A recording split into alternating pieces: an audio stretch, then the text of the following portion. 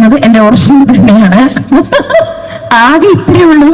ഇതും കൂടെ hair extension ആണെന്ന് പറയാൻ പറ്റാത്ത ഞാൻ ഇപ്പൊ ഇങ്ങനെ വന്നത്. ചില സമയത്ത് നിങ്ങൾ ചില പ്രോഗ്രാംസിൽ കാണാൻ ചിലപ്പോൾ ഇത്രയും മുടി വെക്കും.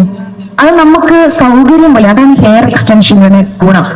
പക്ഷെ നമുക്ക് എക്സ്റ്റൻഷൻ വെക്കണമെങ്കിൽ നമുക്ക് കുറച്ച് മുടി വേണം.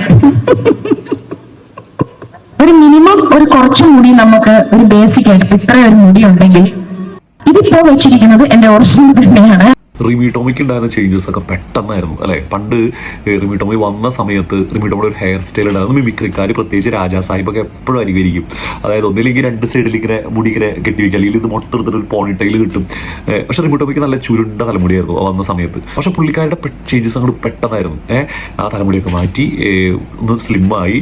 ഒരു നാദൃശ്യം റിമി ടോമി എന്ന് പറഞ്ഞ ഡുണ്ടും PPP എന്ന് പറഞ്ഞൊരു പ്രോഗ്രാമുണ്ട്, ടെലിഫോൺ പ്രോഗ്രാം.